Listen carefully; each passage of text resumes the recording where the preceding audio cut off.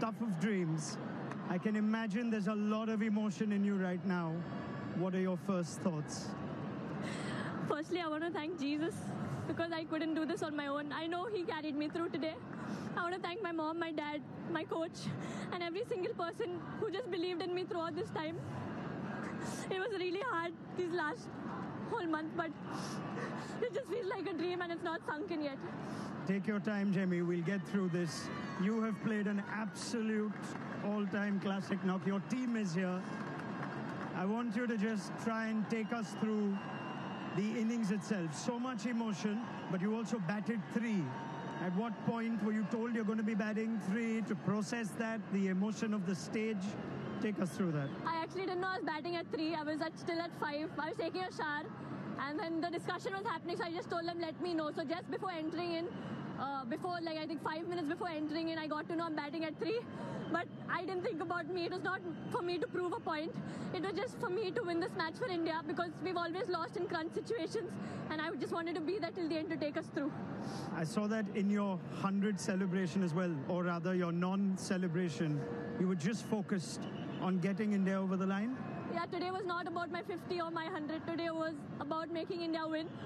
I know I got a few chances, but I just feel that God scripted everything, and at the right time, when you do things with the right intention, He always blesses, and I just felt everything that happened so far was just a setup for this. You make your own luck. I won't talk about the opportunities. Yes, they were there. But take us through the emotion of what you've just said. It is your first World Cup, but it's not been an easy World Cup. In and out of the side, back at number 3 today, a different balance as well. How did you deal with all those emotions and what came out today? Yeah, firstly, last year I was dropped from this World Cup. This year I came in, I thought, okay, I'll try, and I was in good form, let's take it more. But things back to back just kept happening and I couldn't control anything. I had such amazing people around me who believed in me. I've almost cried every day throughout this tour. I was not doing well mentally, going through a lot of anxiety. Then being dropped was another challenge for me. But I think all I had to do was show up, and God just took everything, care of everything. You're so brave, and you're an inspiration for just speaking about it so openly, Jemi. Through the innings, though, you keep talking to yourself, you almost motivate yourself. There's a lot of messages to the crowd as well. Just take me through what you keep telling yourself through an innings like that. Yeah, I think initially I was just playing, I just keep talking to myself. But towards the end, I was just quoting one scripture from the Bible because I had lost energy. I was very tired. I was drained. But one scripture that says, just stand still and God will fight for you. And that's what I did. I just stood there and He fought for me. Can you, I know it's only been a few minutes, but can you try and put to words what you felt when that winning moment was finally played? I think there was just a lot inside of me left.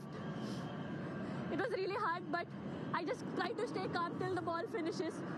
And at the end, just seeing that India win by 5 wickets, I think I couldn't stop myself. What were you telling the new batters? Because India have also fallen short when they've been ahead in chases. So it was important all that hard work leads to the result. Were you communicating with Amanjot and Richa before that? So when Harry came, all we spoke about one good partnership. We just stand, runs are coming. But towards the end, actually, if you would have seen, I was not able to. I was trying to push myself. I'm not able to do. I told Dipti keep speaking to me. Dipti, every ball was speaking to me and encouraging me. Then Richa came. She started lifting me up. So, I am so blessed that I have, when I cannot carry on, my teammates encourage me to carry on. And I can't take credit for anything of this. I know I've done nothing. A word for your home crowd that I'm sure kept you encouraged? Navi Mumbai has always been special for me.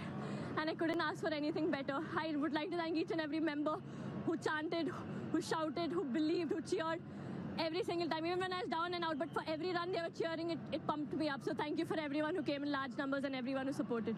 Jemi, we need to thank you for witnessing that innings. Jemimah Ivan Rodrigues, in your first World Cup, you've taken India to the World Cup final. Well done. Thank you.